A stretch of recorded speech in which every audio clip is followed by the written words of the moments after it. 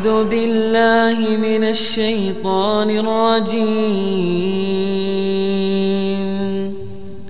بسم الله الرحمن الرحيم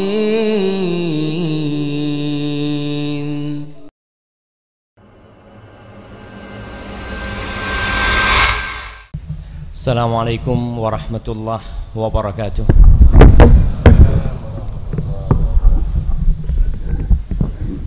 Alhamdulillah alladzi bi ni'matihi tatimmus shalihat. Segala puji bagi Allah Jalla Jalaluh yang karena nikmatnya kebaikan-kebaikan menjadi sempurna. Subhanallah. Tatkala kita beranjak dari ruku kita, apa yang kita baca waktu itu? Kita mengatakan Sami'allahu liman hamidah. Allah itu mendengar dan menerima orang-orang yang memuji Allah Jalla Jalaluh. Lalu kita secara bersamaan mengatakan Rabbana walakal hamd. Wahai Rabb kami, hanya milikmu pujian itu.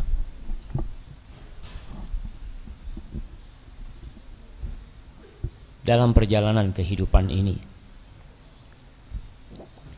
terkadang kita ingin dipuji, kita ingin disanjung atas kebaikan-kebaikan yang kita lakukan, atas keindahan-keindahan yang kita rajut dalam kehidupan ini. Makanya kelak orang-orang yang beramal hanya mengharapkan pujian, mereka akan menjadi koreknya api neraka pada hari kiamat. Kita tiap hari diajarin kurang lebih 17 kali kita mengatakan Alhamdulillahi Rabbil Alamin.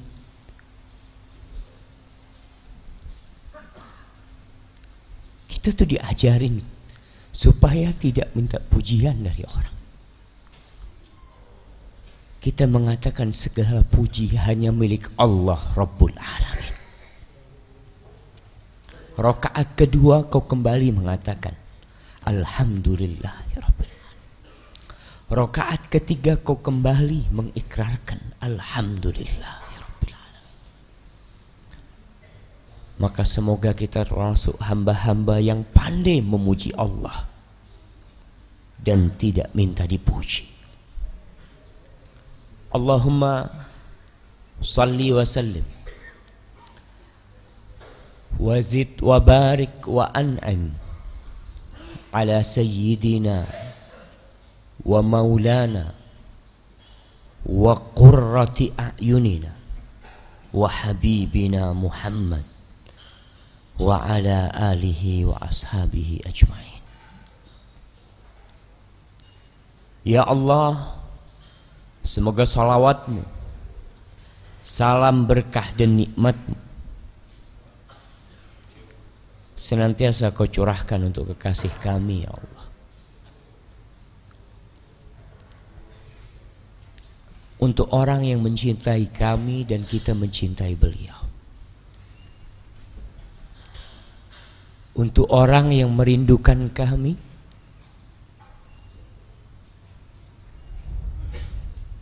dan kami pun merindukan beliau.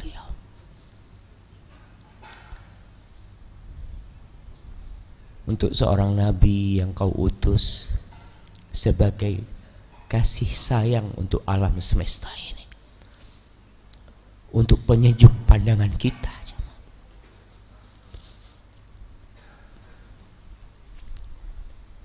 Yang kata Nabi alaihi salatu wassalam tatkala berbicara tentang cinta, beliau mengatakan inna min asyaddin nasi hubban li.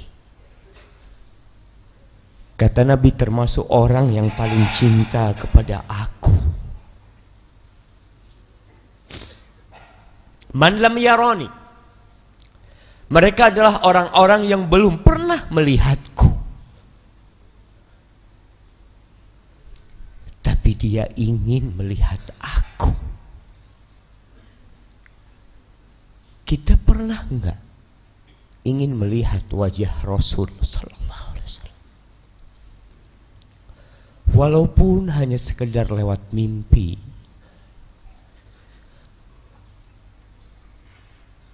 Pernahkah kau berdoa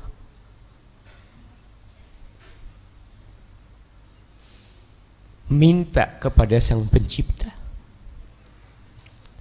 agar menghadirkan wajah Nabi alaihissalatu wassalam dalam mimpi kita? Kata Nabi alaihissalatu wassalam, termasuk orang yang paling cinta kepada aku adalah dia yang belum pernah melihatku. Wadda law ra'ani bimalihi wa ahlihi. Dia ingin melihatku walaupun harus mengorbankan istrinya, mengorbankan anaknya dan semua hartanya. Kalau dia harus hidup sebatang kara, karena keluarganya semua diambil sama Allah. Kalau dia hidup sendirian, karena semua hartanya juga telah habis, asalkan dia bisa melihat wajah Rasul sallallahu alaihi wasallam, baru tuh kita cinta sama Nabi alaihi salatu wassalam.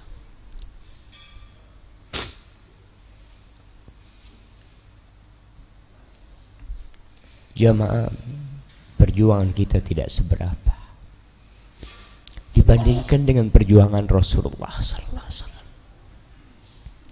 Hanya untuk berselawat kepada Nabi, hanya untuk menjadikan beliau tauladan kita, terkadang masih berat buat kita. Coba kau tanyakan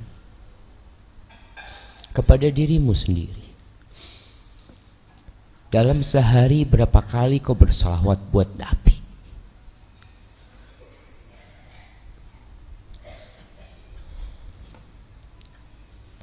Salah seorang alim ulama, ana lupa namanya, dia bermimpi bertemu dengan Imam Syafi'i rahimahullah. Dalam mimpinya dia berjumpa dengan Imam Syafi'i. Lalu orang ini bertanya, "Ma fa'alallahu bika?" Apa yang Allah perbuat kepadamu? Qala zufiftu ilal jannah au zaffani ilal jannah kama tuzafful arus. Aku tuh diperkenankan untuk masuk surga, dihantarkan masuk surga sebagaimana pengantin itu dihantarkan. Kemudian diberikan segala kenikmatan. Lalu orang ini bertanya, "Bima, dengan apa engkau mendapatkan pahala itu? Dengan kitabmu atau dengan kitab-kitab yang lainnya?" Kata Imam Syafi'i, "Bima qultu." Dikatakan, aku mendapatkan itu karena aku menulis di kitab Ar-Risalah. Ketika itu aku bersolawat kepada Nabi mengatakan, "Allahumma salli ala Muhammadin kullama dzakarahu dzakirun wa ghafala an dzikrihil ghafil." Aku mendapatkan itu karena solawatku kepada Nabi. Aku tulis dalam kitabku itu. Semoga salawat untuk Nabi senantiasa tercurahkan. Setiap orang mengingatnya dan setiap orang lalai dalam kelalaian. Kata orang yang bermimpi ini, pagi harinya aku buka tuh kitab Ar-Risalah dan aku dapatkan tuh salawat Imam Syafi'i buat Nabi alaihi salatu wassalam.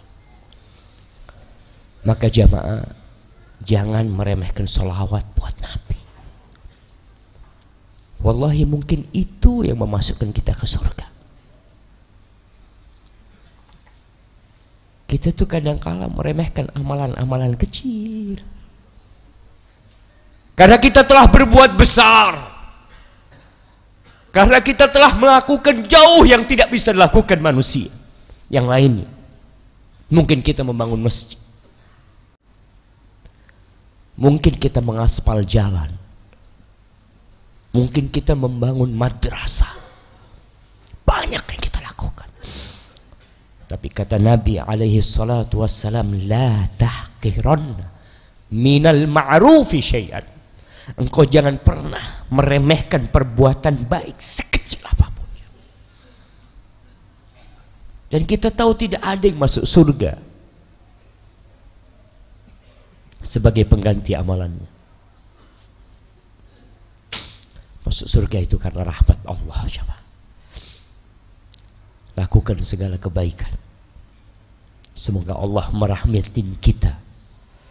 Allahumma rahmataka narju fala takilna ila anfusina tarfat ain. Jamaah rahimakumullah. Pada pagi hari ini kita akan mengkaji tentang perjalanan hidup kita.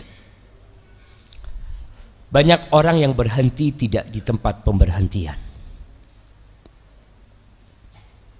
Banyak orang yang dalam perjalanan kehidupannya ini istirahat, tidak di waktu istirahat.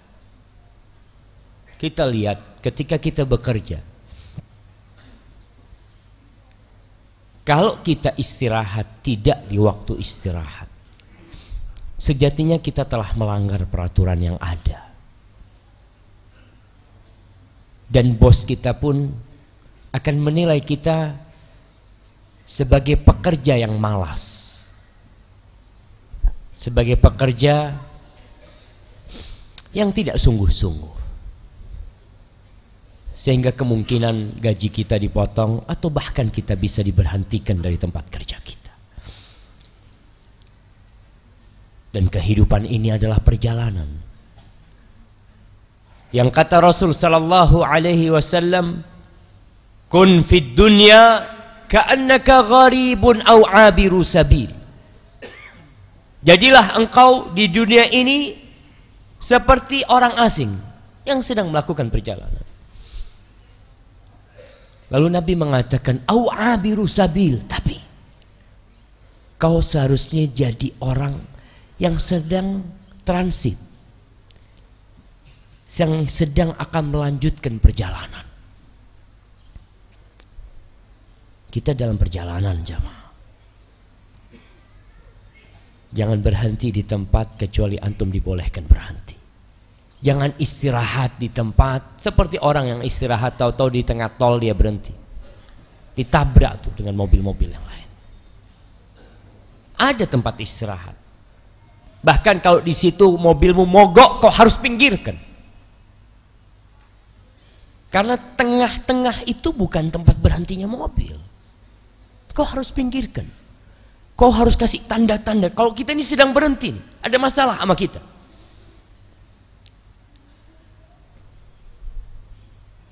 Allah Jalla Jalaluh telah menjadikan kehidupan ini sebagai tempat yang sementara. Kita tidak akan abadi, walaupun kita ingin abadi di muka bumi ini. Kadang-kala kita melihat orang membangun rumah begitu mewah. Ditanya, kira-kira rumahmu ini kuat berapa tahun? Mungkin 100 tahun gak ambruk. Tapi umurmu berapa tahun? Ya itulah. Wallahu a'lam. Aku sekarang sudah umur 60 tahun. Esok atau lusa aku mati. Tapi kenapa kau bangun rumah begitu mewah? Itu manusia. Dia ingin istirahat di sana. Dia ingin menikmati kehidupan ini dengan mengatakan hidup ini sekali nih, kau harus nikmatin. Ya, silakan kau nikmatin kehidupan itu. Ketika ada orang yang soleh dari kaumnya Nabi Musa memberikan nasihat kepada Bani Israel dan kepada orang-orang Egypt pengikut Fir'aun. Dia mengatakan wa qala alladhi amana ya qaumi ittabi'uni ahdikum sabilar rasyad. Dan berkata orang yang beriman kepada kaumnya mengatakan ikuti aku akan tunjukkan kepada kalian jalan menuju petunjuk Allah Jalla Jalaluh, jalan kebenaran. Ya kaum, wahai kaumku, Innama hadhil hayatud dunya mata wa innal akhirata hiya darul qarar. Wahai kaumku, kehidupan dunia ini cuma sebentar. Sebentar, gak lama. Dan sejatinya akhirat itulah tempat istirahat yang sebenarnya. Tempat berhenti. Tempat memadu kasih dengan keluarga kita. Kau lihat tatkala orang-orang masuk surga, mereka berkumpul, mereka ngobrol. Wa aqbala ba'duhum ala ba'di yatasaalun. Mereka saling bertanya, kau gimana? Kok bisa kau masuk surga? Kok bisa berada di tempat ini? Qalu inna kunna fi ahlina mushfiqin. Famannallahu alaina wa waqana 'adzabas samum. Mereka mengatakan, kita tuh dulu ketika hidup di dunia, kita sangat takut sama keluarga kita. Kita berusaha menjaga keluarga kita. Kita terus memelihara mereka. Dan akhirnya Allah menyelamatkan kita dari api neraka. Jemaah, dunia ini penjara. Tahu tuh kita tuh. Tapi kita tidak mau dipenjara. Allah sudah menetapkan bahwa seorang yang beriman di muka bumi ini, dia dipenjara. Kata Nabi alaihi salatu wassalam, ad-dunya sijnul mu'min wa jannatul kafir. Dunia ini surganya orang, penjaranya orang beriman, dan surganya orang-orang kafir. Penjara, kita banyak aturan jemaah. Capek gitu. Antum merasakan bagaimana lelahnya hidup di dunia ini. Memang Allah jadikan kehidupan dunia ini penjara buat kita. Banyak aturan buat kita. Ini haram, itu nggak boleh. Sebagian orang mengatakan, nih Islam apaan nih? Sedikit-sedikit haram. Ya, kita memang dipenjara. Tuh orang yang dipenjara banyak aturan. Boleh berjumpa sama keluarganya berapa hari sekali? Mungkin sepekan sekali. Sebagian di antara mereka nggak bisa ngobrol langsung, nggak bisa. Di hadapannya dia harus pegang telepon. Tangannya mau menyentuh tangan keluarganya nggak bisa. Dia hanya bisa meletakkan tangannya di kaca dan keluarganya meletakkan tangan di kaca. Lalu dia hanya bisa tersenyum. Nah, hadhihi dunya. Dan itu sudah ketentuan pencipta. Allah menentukan jemaah. Kita ini di tempat pengasingan. Tempat kita sebenarnya adalah surga Allah Jalla Jalla. Cuma Allah menurunkan Nabi Adam alaihissalam dari surga gara-gara satu dosa ini. Wa jannatul kafir. Dan dunia ini adalah surga bagi orang-orang kafir. Jamaah rahimakumullah, Ali pernah diminta, Ali bin Abi Thalib radhiyallahu taala anhu diminta oleh seseorang, ya Amirul Mukminin, sif lana dunya. Wahai Amirul Mukminin, tolong kau sifatin buat kami, gimana sih dunia ini? Kayak apa nih dunia ini? Kau gambarkan supaya kita faham. Kita tidak terkecoh, kita tidak tertipu. Kayak antum kalau ingin tahu, ana mau beli mobil tuh, mobil mereknya ini. Kau tahu nggak dengan mobil itu? Iya, mobil itu kaki-kakinya nggak bagus. Mobil itu, ya mungkin bodinya kelihatan bagus, tapi rapuh sebenarnya. Mesinnya, masya Allah, tapi nggak akan bertahan lama. Apa kata Ali? Qal, wa ma asifu laka min darin man sahha fiha amin. Apa yang aku bisa berikan kriteria tentang sebuah negeri, orang yang sehat di sana merasa aman? Kita tuh kalau lagi sehat kadang-kala melakukan dosa, melakukan apa, seakan-akan Allah nggak akan kasih itu sama kita azab, merasa aman. Waman saqama fiha nadim, yang sakit menyesal, ya Allah andai kata aku tidak melakukan ini. Kepingin ke masjid, kepingin umroh, kepingin haji, Wa man iftaqara fiha hazin. Barang siapa yang fakir di dunia itu sedih hidupnya, melarat kadangkala perjalanannya. Wa man istaghna fiha futin. Yang merasa cukup, yang kaya, dia terfitnah dengan kekayaannya. Halaluha hisab wa haramuha azab. Yang halal yang kau makan yang halal, yang kau dapatkan dengan cara yang halal, kau akan dihisab. Ada hisab nanti. Dan kalau yang kau dapatkan yang haram, kau akan mendapatkan azab. Ini dunia, kata Ali bin Abi Thalib rahmatullah alaih. Lalu bagaimana sikap kita menghadapi dunia ini?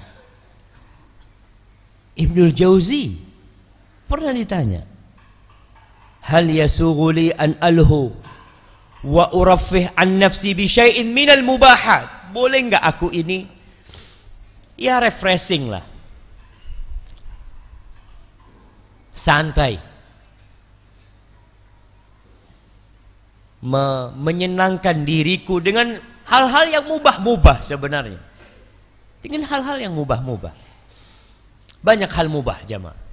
Ini orang tanya, gimana aku boleh enggak refreshing dengan hal-hal yang mubah-mubah? Apa kata Ibnul Jauzi? Inda nafsika minal mawajibat ma yushghiluha. Kau tuh punya kewajiban-kewajiban yang seharusnya menyibukkan dirimu. Banyak yang wajib. Kadangkala kita merasa waktu kita kosong. Naam. Kata Allah, fa idza faraghta fansab. Ketika kau kosong, isi kekosongan itu. Wa ila rabbika farghab. Kau tuh menuju Allah, cari jalan. Tumbuhkan kecintaan kepada penciptamu. Lihat tuh perintah-perintah Allah yang belum kita lakukan. Dan sejatinya kita disuruh menyembah Allah hatta ya'tiyakal yaqin, sampai kematian itu tiba. Jamaah, dunia ini bukan tempat istirahat. Maka kadangkala orang berhenti itu di tempat tidak berhenti. Akhirnya ketika orang-orang pada berhenti, dia susah. Dulu tuh orang tua ngasih nasihat, nak, iya, anak punya kakek kasih nasihat sama abah anak. Dia ngomong, nak, kalau kau mau capek sekarang, nak, ketika kau muda sekarang kau lelah, jangan sampai ketika kau tua kau harus bersusah payah. Kau udah gak mampu nanti ketika tua. Punggungmu udah lemah, lututmu udah tidak mampu kadangkala mengangkat tubuhmu lagi. Kalau kau harus capek sekarang. Dan kita kalau mau lelah, sekarang kita lelah. Ibnul Qayyim rahmatullah alaihi mengatakan, waqad ajma'a uqala'u kulli ummah. Telah bersepakat semua orang-orang berakal dari semua umat.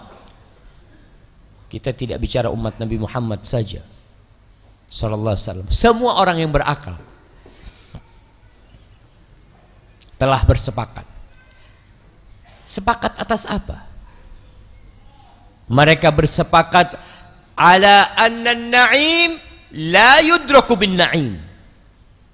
Wa anna man athara ar-rahata fatathu ar-raha. Mereka bersepakat bahwasanya kenikmatan tidak bisa diraih dengan kenikmatan. Nggak bisa. Kenikmatan tidak bisa diraih dengan kenikmatan. Dan barang siapa yang lebih mengutamakan istirahat, santai, maka dia akan kehilangan waktu istirahat yang sebenarnya. Dan kita lihat orang-orang sukses di dunia aja, bagaimana kehidupan mereka. Kadangkala orang tua yang sukses kepingin anaknya nggak lelah seperti dia. Anak ketemu dengan beberapa orang tua mengatakan, Ustaz, anak nggak kepingin anak-anak susah seperti anak. Apa yang diminta anaknya diberikan. Ternyata anaknya tumbuh besar menjadi orang yang gagal dalam kehidupan ini. Karena orang tua berpikir anaknya ini bisa sukses dengan kenikmatan. Harus lelah lah. Itu sudah kesepakatan mereka. Harus ada perjuangan. Suruh anak-anakmu bekerja, suruh dia mandikan mobil, suruh dia nyapu, suruh dia melakukan banyak perbuatan yang dia sadar. Kalau memang kenikmatan yang diraih oleh ayahnya sekarang itu tidak dengan tidur-tiduran, apalagi surga Allah Jalla Jalaluhu. Jamaah rahimakumullah, kapan kita boleh istirahat? Kapan kita boleh berhenti? Yang pertama, tempat pemberhentian pertama di saat itu kau istirahat adalah ketika kematian tiba. Buat orang yang beriman, kematian itu tempat istirahat.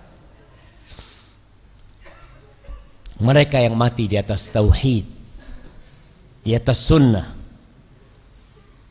percaya dengan firman Allah, yuthabbitul ladzina amanu bil qawli tsabiti fil hayati dunya wa fil akhirah.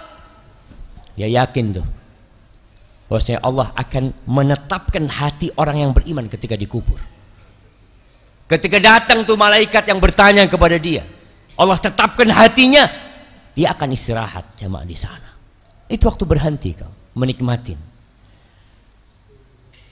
Rasulullah sallallahu alaihi wasallam ketika ajal menjemput dia, ketika beliau sekarat,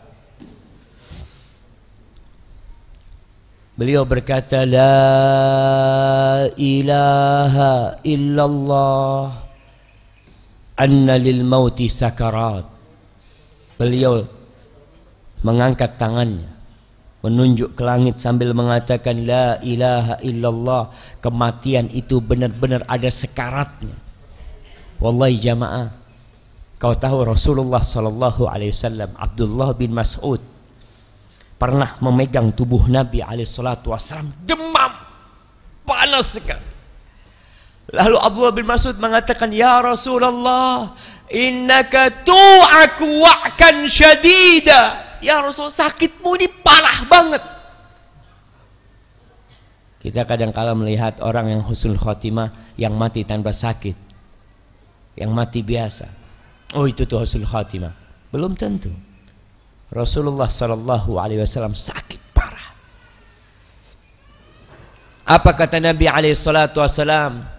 Inni u'aku wa'kar rajulaini minkum. Aku ini sakitnya dua orang di antara kalian. Kau bisa gambarkan orang yang paling parah sakitnya di dunia? Nabi itu dapat sakitnya double jamaah sallallahu alaihi wasallam. Kata Abdullah bin Mas'ud, apakah ini karena engkau akan mendapatkan pahala double? Kata Nabi SAW, na'am. Nabi menunjuk ke langit mengatakan, firrafiqil a'la, firrafiqil a'la, sampai tangannya akhirnya jatuh. Beliau meninggal dunia. Ketika itu beliau istirahat dari segala kelelahan dunia. Pernah suatu hari Fatimah radhiyallahu taala anha mengunjungi Rasulullah sallallahu alaihi wasallam. Dia lihat abahnya ini sakit, parah sakit Nabi alaihi salatu wasallam. Lalu Fatimah mengeluh. Dia merintih mengatakan, wa karba abatah, wa karba abatah. Kata dia, ya Allah, susahnya ayahku, susahnya abahku, kata dia. Apa kata Rasulullah sallallahu alaihi wasallam kepada Fatimah, kepada putrinya? Ini seorang nabi, seorang makhluk yang paling dicintai Allah Jalla Jalaluhu, Nabi kita Muhammad alaihi salatu wassalam. Apa kata Nabi kepada Fatimah? La karba ala abika ba'dal yaum. Putriku, Tidak ada lagi kesedihan atas ayahmu setelah hari ini. Selesai sudah jamaah. Semua kesusahan akan hilang setelah hari ini. Tidak ada lagi. Tapi hari ini belum selesai anakku. Aku masih harus sabar, kata Nabi SAW. Nabi mengatakan kepada Fatimah, innahu qad hadara min abik ma laysa bitarikin minhu ahada. Al-muwafatu yawmal qiyamah. Ananda, putriku, telah datang kepada ayahmu sesuatu yang tidak akan bisa ditolak, sesuatu yang tidak akan ada manusia yang tertinggalkan. Semua bakal mati. Dan nanti pada hari kiamat itu akan ada waktu perjumpaan, waktu penyempurnaan pahala dari Allah Jalla Jalaluh. Ahibati fillah, Rasulullah sallallahu alaihi wasallam pernah ada jenazah yang lewat. Lalu beliau mengatakan, mustarihun wa mustarahun minhu. Orang itu beristirahat atau diperistirahatkan orang dari dia. Mustarihun wa mustarahun minhu. Qalu ya Rasulullah, mal mustarih wa mal mustarah minhu. Ya Rasulullah, apa yang maksud dengan mustarih? Orang yang beristirahat, dan apa yang dimaksud dengan orang yang diperistirahatkan orang lain dari dia? Apa kata Nabi alaihissalatu wassalam? Al-abdul mu'min yastarihu min nasabid dunya wa adhaha ila rahmatillah.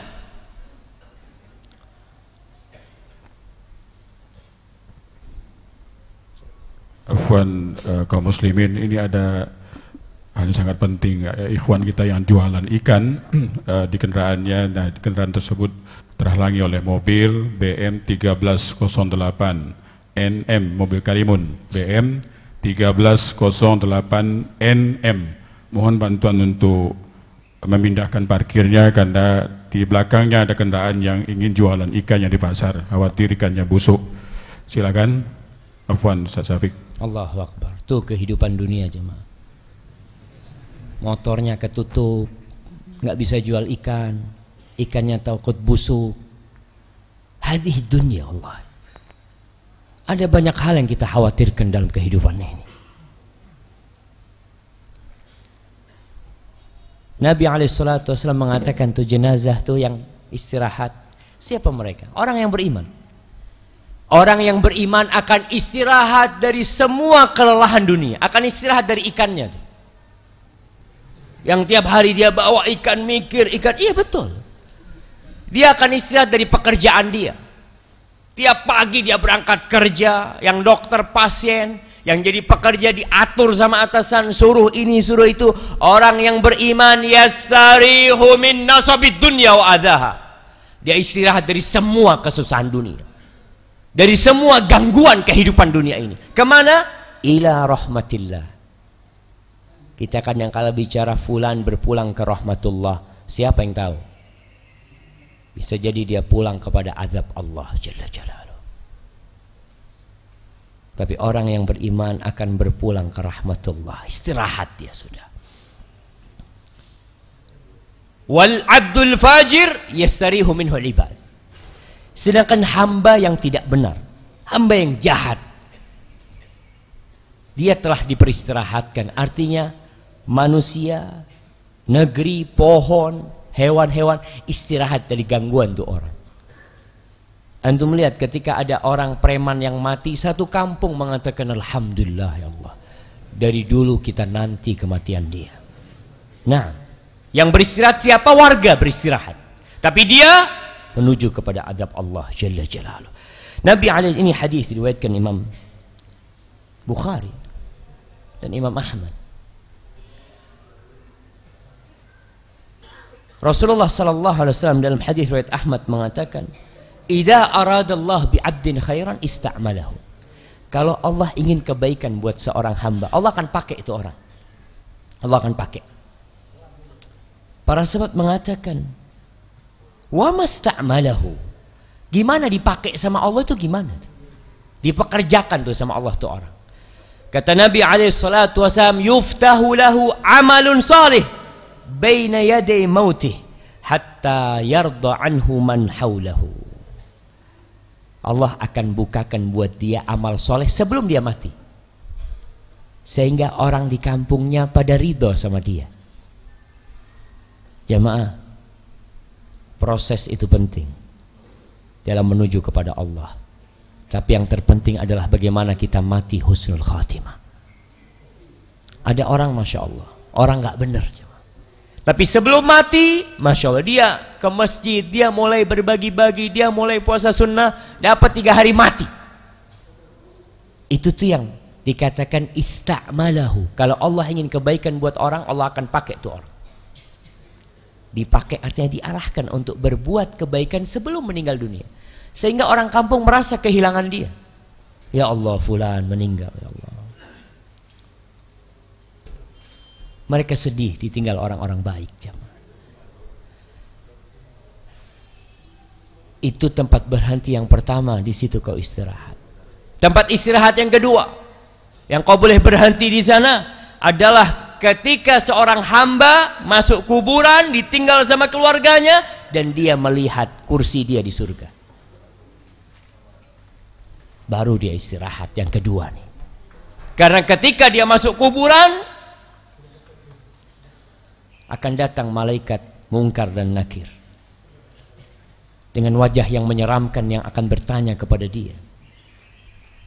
Kuburan itu akan disempitkan.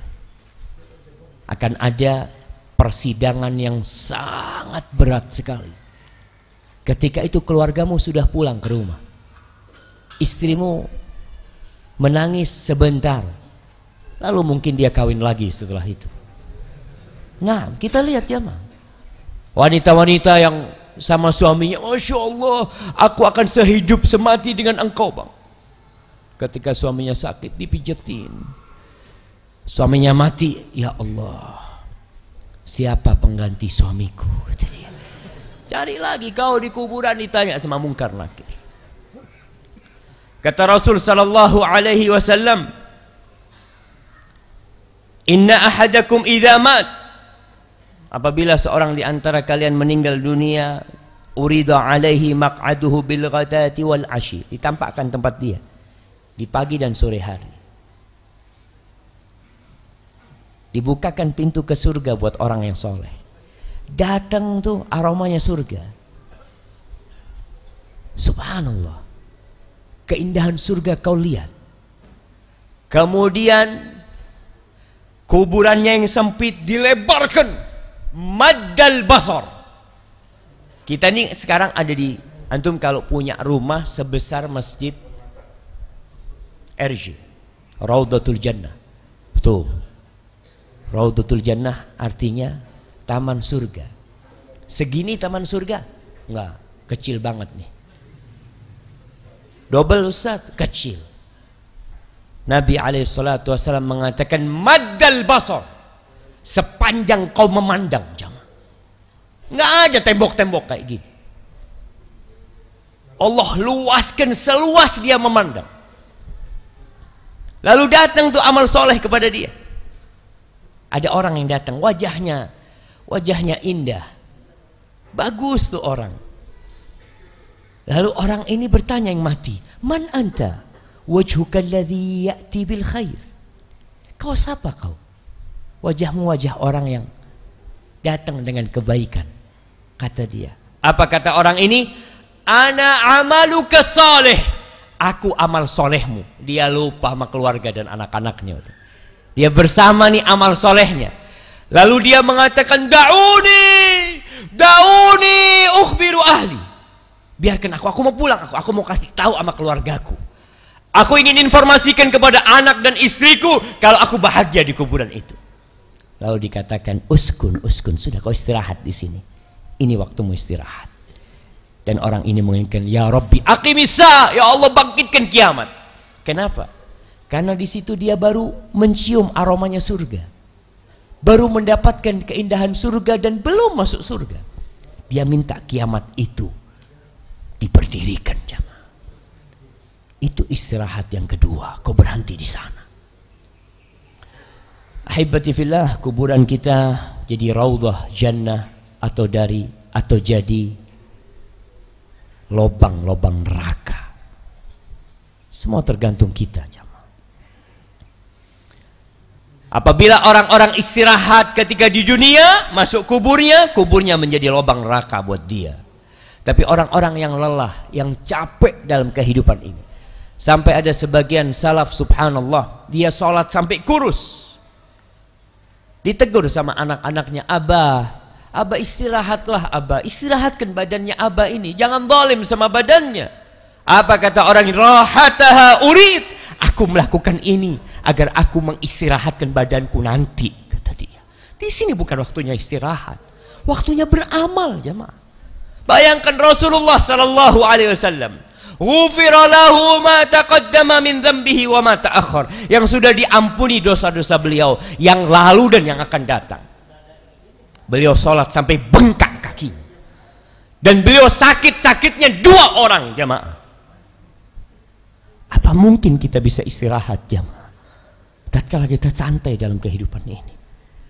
Nabi alaihissalam mengingatkan kepada putrinya, putriku, ini akhir dari kesedihan yang harus aku lalui. Setelah itu nggak ada lagi.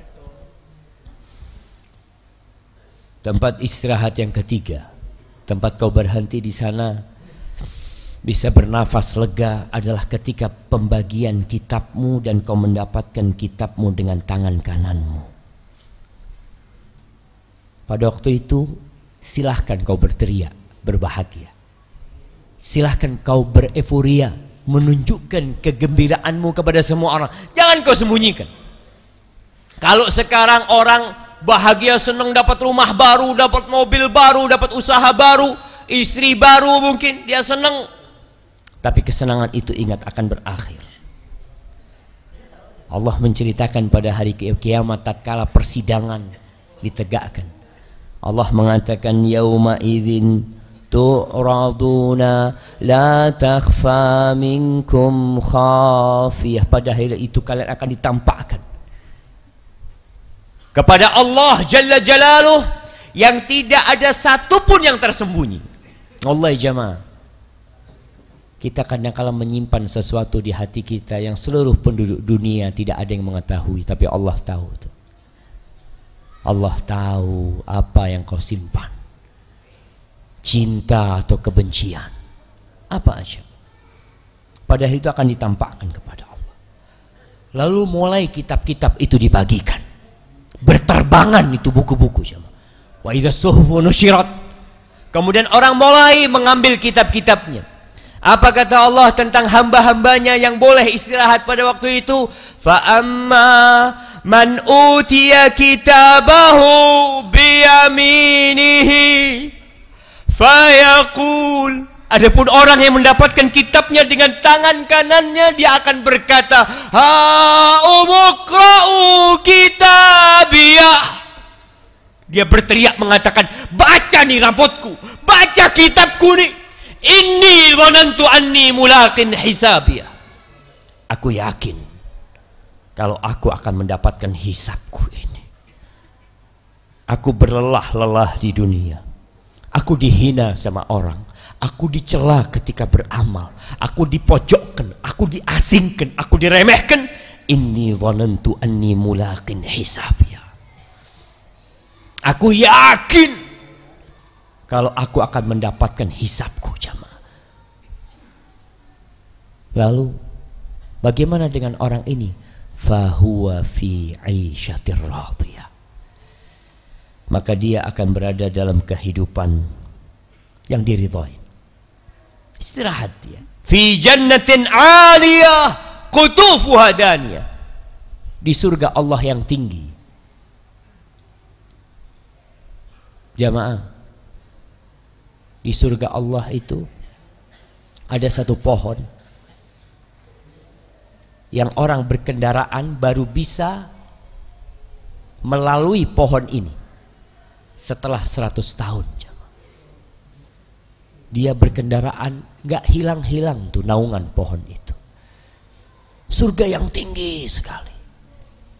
Mungkin orang berpikir kalau surga tinggi, pohonnya tinggi, buah-buahnya tinggi, bagaimana kita menikmatin buah-buah itu? Tenang, antum tidak lagi di dunia. Qutufuha daniyah, memetiknya itu sangat dekat sekali.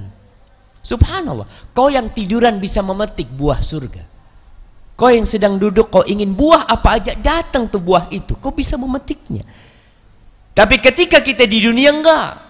Kita kepingin durian, harus naik ke pohon durian, berduri-duri tangan kita. Kita kepingin makan apel, di mana kita cari pohon apel? Harus diimpor dari tempat-tempat mana? Nanti qutufuha daniyah. Bukan cuma itu.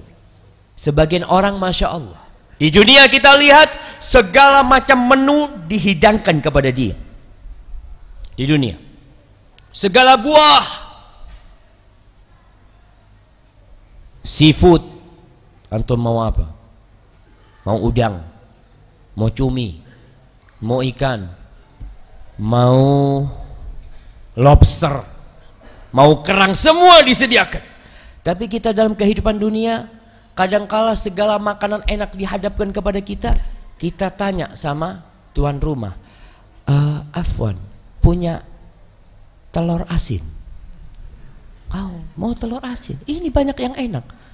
Iya, aku sudah penyakitan. Semua yang ada di hadapanku itu nggak bisa aku makan. Hadid dunia. Tapi di surga apa kata Allah? Kulu washrabu hani'an. Kalian silahkan makan. Kalian silahkan minum tanpa takut dan khawatir penyakit. Jamaah, ana punya teman cerita, dia berangkat ke Yaman, ke Hadramut. Dia itu dalam perjalanan selalu makan dan minum sedikit. Makan sedikit, minum sedikit. Kenapa? Karena toilet yang dia hadapin menakutkan. Setiap masuk toilet, aduh, nggak jadi keluar tuh, coba.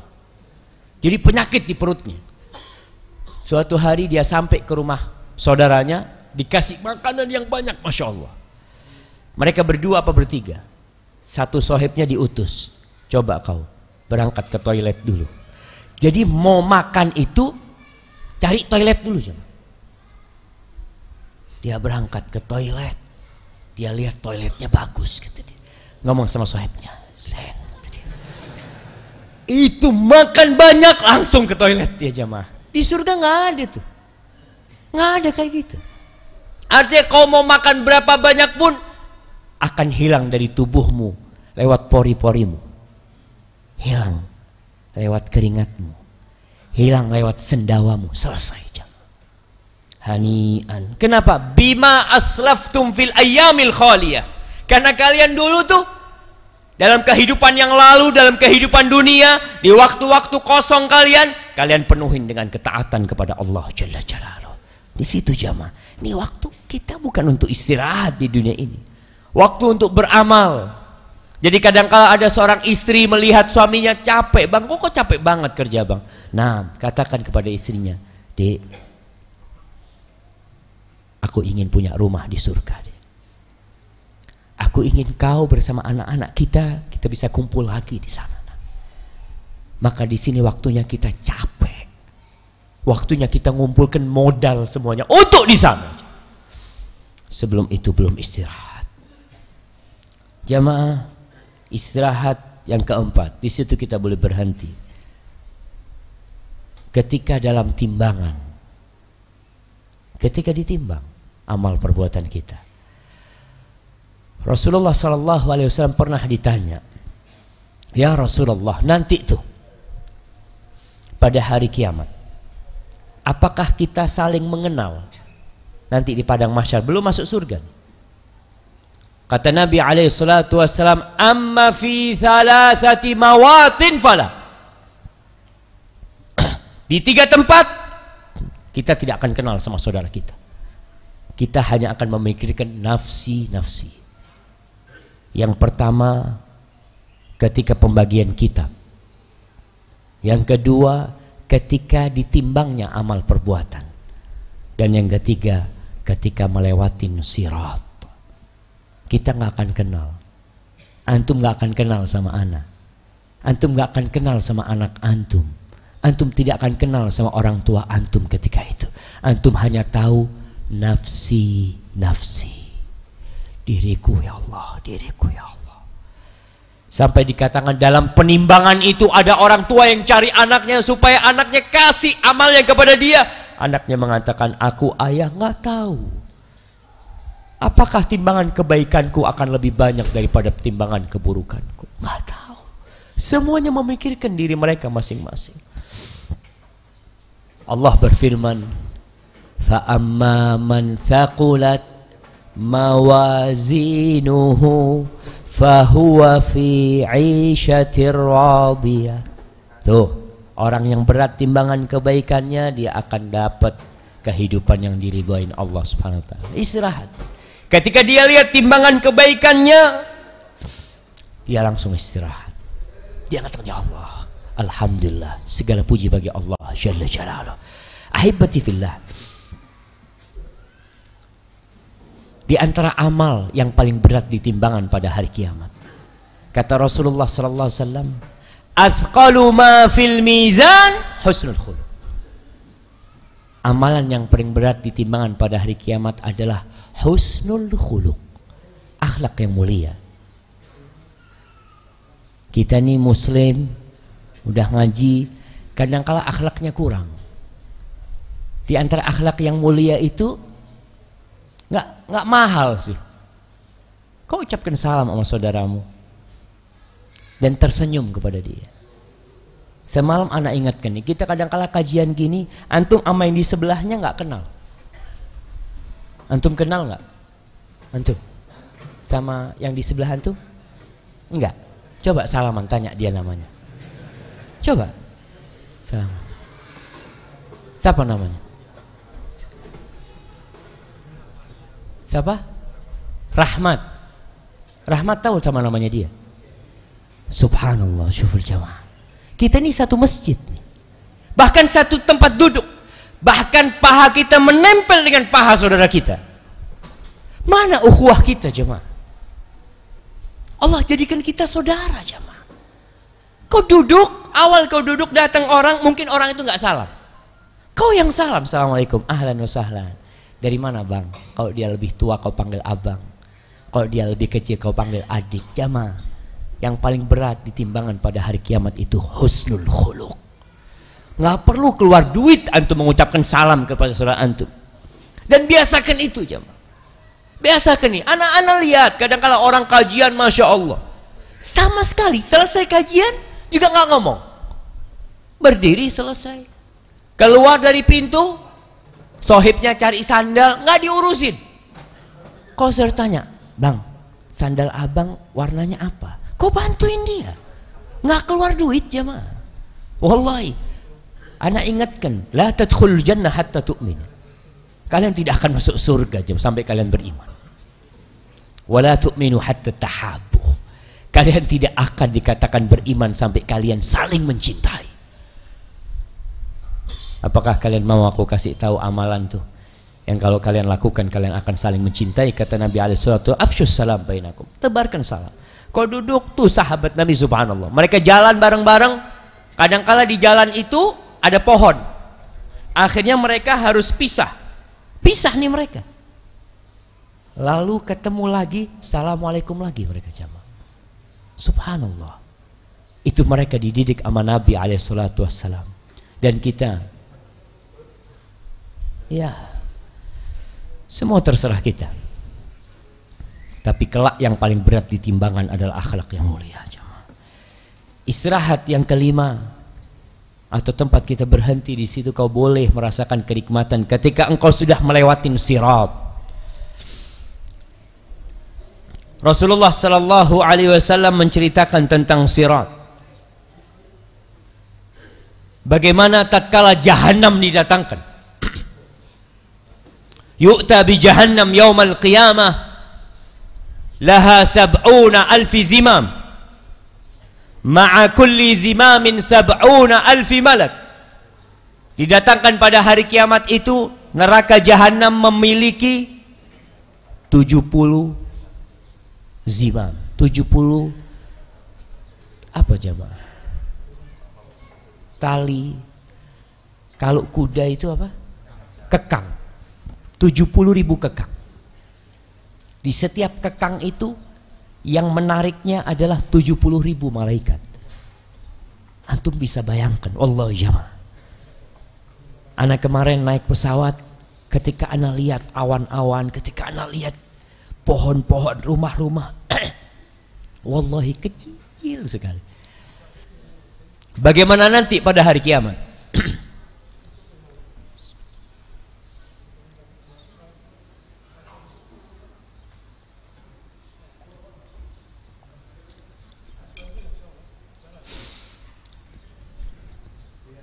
Lalu ketika didatangkan neraka jahanam itu, dipasang sirat, dipasang jembatan. Kita tahu dari kecil bahwasanya sirat itu lebih tipis daripada rambut. Ada yang mengatakan seperti rambut dibelah 7. Lebih tajam dari pedang. Itu disebutkan dalam athar-athar. Tapi yang jelas kata Nabi SAW, sirat itu mengelincirkan. Lalu Nabi SAW mengatakan, wa tursalul amanah war rahim. Amanah dan rahim itu dikirim untuk menjadi seperti pagar untuk orang-orang yang melewatin di sana. Amalan kita dalam kehidupan ini. Fayu'dzan, aku diizinkan orang-orang untuk melewati. Fayamurru awwalukum kalbar. Yang pertama melewatin itu seperti kilat. Halilintar itu kita lihat kilatnya itu, tahu-tahu dia sudah sampai. Qalat qultu bi abi anta wa ummi ayu syai'in kamaril barq. Sahabat ini tanya, ya Rasulullah, gimana tuh seperti kilat kayak apa? Kalian ngelihat tuh kilat. Bagaimana dia datang kemudian hilang. Kita kadang-kala mau nunjukin anak-anak, lihat nak, datang langsung hilang. Seperti itu cepatnya. Kemudian thumma kamarir rih. Ada yang seperti angin, ada yang seperti burung, ada yang seperti onta yang kencang. Tajri bihim a'malukum atau tajri bihim a'maluhum. Semua itu yang membuat mereka cepat itu bukan nasabnya, bukan wajahnya, bukan kecantikannya, bukan ketampanannya, bukan pakaiannya, lakin tajri bihim a'maluhum. Semua tergantung amalannya. Kita sering kan bergurau, kadang-kala makan bareng nasi bungkusan, tahu-tahu kita dapat ayam sayapnya, yang satu dapat pahanya, yang satu dapat dadanya, yang satu dapat cekernya. Tentu ceker. Ketika dibuka, yang dapat paha mengatakan tergantung amal. Enggak, kalau itu tergantung rezeki jamaah. Nah, memang rezekinya antum paha apa, tapi nanti pada hari kiamat jamaah, tuh ada orang-orang yang selamat, ada orang-orang yang cedera. Dia sampai ke akhir jahanam itu badannya penuh cedera. Ada yang terjungkal di dalam api neraka, na'udzubillah min dzalik. Jadi istirahat. Yang kelima, ketika melewatin sirat. Antum melewat sirat, selesai itu. Cerita orang yang terakhir keluar dari neraka. Ketika dia keluar dari neraka, dia langsung memandang ke neraka mengatakan, alhamdulillahilladzi najjani minki. Segala puji bagi Allah yang telah menyelamatkan aku dari engkau. Kemudian yang terakhir jamaah, tempat berhenti yang terakhir dan selama-lamanya, setelah itu tidak ada lagi kesedihan. Kalau tadi tempat berhenti yang kita sebutkan itu masih ada tempat pemberhentian selanjutnya. Artinya ketika orang mati, iya dia istirahat, dia nikmat di situ. Tapi ketika masuk kuburan ada lagi ujian. Ketika dia melihat kuburannya diluaskan sepanjang mata memandang, dia istirahat lagi. Nanti lama dia istirahat mungkin. Sampai ketika dibangkitkannya kiamat, dia mulai berjalan. Melanjutkan perjalanan menuju surga Allah. Ketika dibagikan kitab, dia nunggu tuh. Dapat kitabnya, dia istirahat lagi. Nanti ketika ditimbangan, dia takut.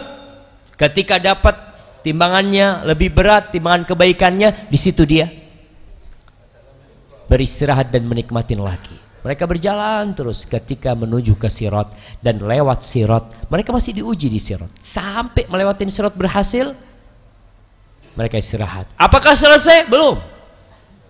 Karena setelah melewatin Sirat, orang-orang itu akan ditahan, tidak langsung masuk surga.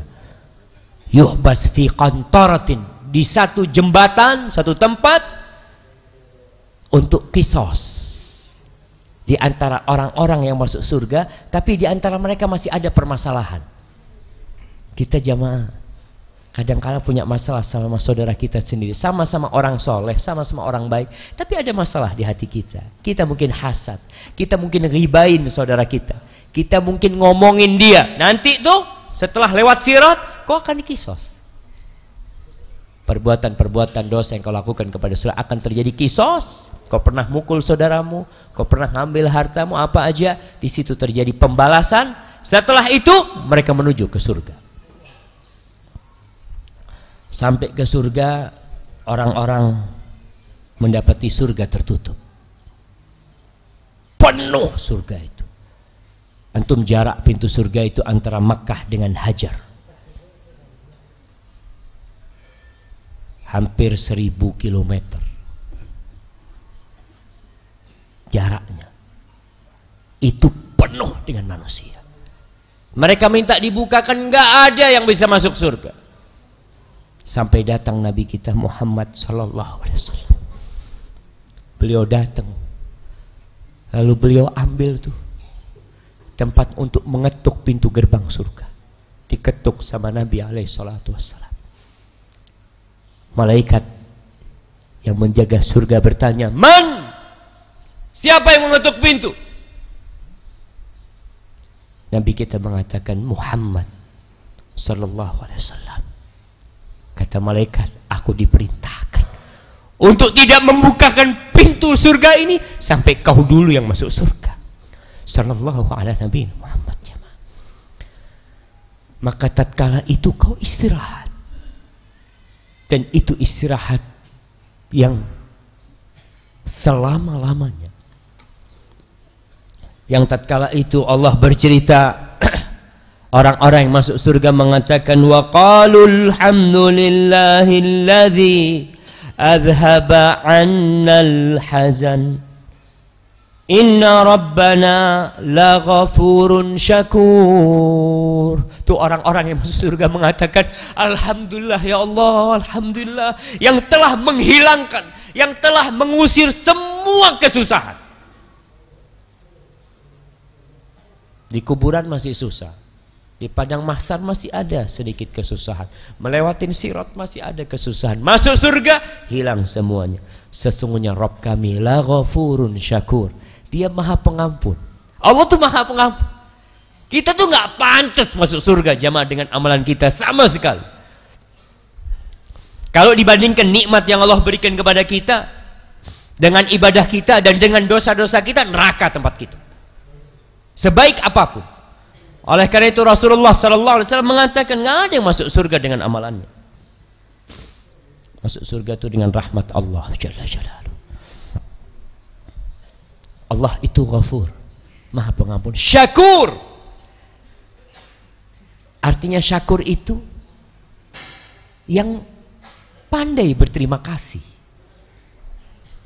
yang amal sedikit Allah kasih pahala yang besar sekali. Pantas nggak jamaah antum kerja 70 tahun di dunia, hidup di surga selama-lamanya? Nggak pantas jamaah. Tapi Allah syakur. Kita beramal sedikit, Allah kasih banyak. Kita berbuat dosa besar, lalu kita datang kepada Allah. Apa kata Allah? Ya ibn Adam, law ataitani biqurabil ardi khati'atan thumma ataitani la tusyriku bi syai'an la ataituka biqurabiha maghfiratan. Wahai hambaku, wahai anak Adam, kalau kau datang menjumpai aku dengan dosa hampir sepenuh bumi ini, antum bayangin jemaah, dosa hampir sepenuh bumi ini. Kita kalau punya dosa sepenuh masjid ini aja berat. Tapi kalau kita punya dosa sepenuh bumi ini, lalu kita menjumpai Allah tanpa berbuat kesyirikan sedikit pun, apa kata Allah? Aku akan datangkan kepada engkau sepenuh bumi itu ampunan buat engkau. Allah itu Ghafurun Syakur, alladzi ahallana daral muqamati min fadlih. Tuh Allah tuh yang menghalalkan buat kita, yang memperkenankan buat kita untuk tinggal di tempat tinggal yang sebenarnya. Min fadlih, itu karena karunia Allah. La yamassuna fiha nasabun, nggak ada lagi capek, nggak ada lagi lelah. Wala yamassuna fiha lughub, antum letih nggak ada lagi. Sekarang waktunya untuk berletih-letih. Allah mengatakan, ya ayyuhal insan innaka kadihun ila rabbika kadhan famulaqi. Wahai manusia, kau itu bersusah payah, bekerja keras menuju Rabbmu, dan kau akan mendapati apa yang kau lakukan. Akan ada hisab pada hari kiamat. Jamaah rahimakumullah, Imam Ahmad ditanya oleh orang dari Khurasan. Imam Ahmad di Baghdad, ada orang dari Khurasan, dari daerah Iran sana datang ke Baghdad. Orang ini bertanya, dia mengatakan kepada Imam Ahmad, ya Aba Abdillah, qasadtuka min Khurasan, as'aluka an mas'alah. Wahai Abu Abdillah, aku nih datang dari Khurasan untuk bertanya kepadamu satu pertanyaan, satu permasalahan. Qala lahu sal. Imam Ahmad mengatakan, fadhal, kau mau tanya silahkan. Lalu orang ini berkata, ya Imam, mata yajidul abdu ta'mar raha. Wahai Imam, kapan orang itu dapat merasakan nikmatnya istirahat? Kapan kita bisa merasakan istirahat itu? Kapan? Mungkin orang ini merasa lelah beramal, terus beramal, terus bekerja. Betapa banyaknya perintah-perintah Allah, larangan-larangan Allah, aturan-aturan Allah. Maka dia tanya sama Imam, kapan hamba ini merasakan istirahat itu, kapan? Kata Imam Ahmad, inda awwali qadamin yada'uha fil jannah. Ketika dia meletakkan satu kakinya di surga, ketika itu kau istirahat. Allahumma inna nas'alukal jannah wa na'udzubika minan nar. Jadi jamaah, jangan berhenti di tempat yang kita tidak boleh berhenti. Lanjutkan perjalanan kita. Kau rasakan pahitnya kehidupan ini. Kau rasakan pundakmu letih mengangkat beban dunia ini. Kau rasakan ketika kau meninggalkan kasurmu untuk sholat malam. Allah ceritakan tuh tentang orang-orang yang masuk surga.